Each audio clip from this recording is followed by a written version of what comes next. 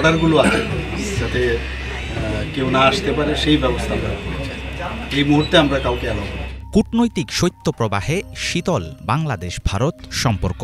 দ্বিপাক্ষিক বৈরিতা দূর করার বদলে ঘৃণার রাজনীতি উস্কে দিচ্ছে ক্ষমতাসীন প্রধানমন্ত্রী নরেন্দ্র মোদী ও তার দল বিজেপি। একের পর এক বেফাঁস মন্তব্য করেই চলছেন দলটির শীর্ষ নেতারা। ভারতকে ছাড়া বাংলাদেশের গতি নেই। সম্প্রতি এমন বক্তব্য দিয়েছেন ত্রিপুরার মুখ্যমন্ত্রী মানিক সাহা।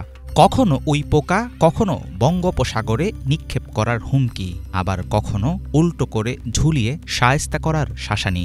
বাংলাদেশিদের নিয়ে কেন এত ক্ষোভ বিজেপির? Here you have seen that we are supplying the electricity right now. Right, sir. So I think temporarily there may be, but in the long run I doubt.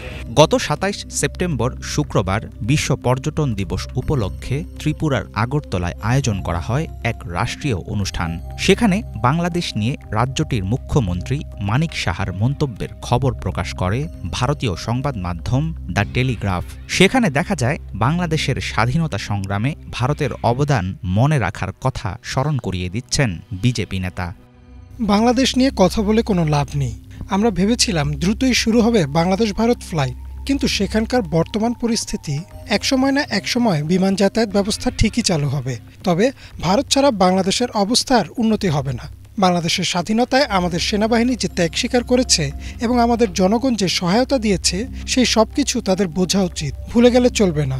আমি বাংলাদেশিদের বারবার বলবো, মনে রাখবেন ত্রিপুরার জনগণ কিভাবে আপনাদের স্বাধীনতার জন্য সাহায্য করেছিল। যেভাবে পেরেছি সাহায্য দিয়েছি। বাংলাদেশ এখন যেভাবে চলছে সেভাবে চলতে পারে না।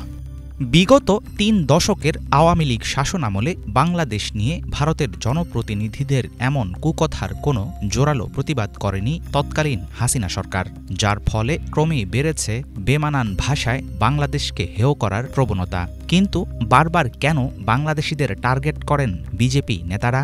বিবিসি বাংলার এক প্রতিবেদনে এই প্রশ্নের জবাব দিয়েছেন হিন্দুত্ববাদী রাজনীতির একজন গবেষক। বিজেপির মতো সংগঠন সব সময়ই একটা অপরপক্ষ খাড়া করার চেষ্টা করে। হিন্দুত্ববাদী সংগঠনগুলোর কাছে সেই অপরপক্ষ হচ্ছে মুসলমানরা। সব মুসলমানকেই সেজন্য এরা বহিরাগত বলার চেষ্টা করে। এতদিন তাদের কাছে অপরপক্ষ ছিল পাকিস্তান, কিন্তু গত বছর দশেক ধরে দেখা যাচ্ছে বাংলাদেশকেও এরা টার্গেট করছে। বাংলাদেশিদের অনুপ্রবেশকে কেন্দ্র করে তারা যে রাজনীতি করে, সেটা পুরো পূর্ব ভারতেই করছে তারা। নিজেদের সমর্থক ও ভোটদাতাদের খুশি রাখতে বাংলাদেশিদের নিয়ে বহুদিন থেকেই ঘৃণার রাজনীতি করে আসছে বিজেপির মতো দল। ধর্মীয় বিভেদ তৈরি করে তারা উস্কে দেয় সাধারণ জনগণকে।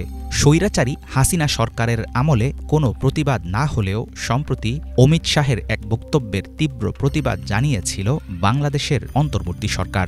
বিশ্লেষকরা বলছেন, দুই দেশের বৈরী সম্পর্কের বরফ গলাতে হলে বন্ধ করতে হবে এমন বেফাঁস মন্তব্য। হাফিজুল ইসলাম, বাংলা ভিশন।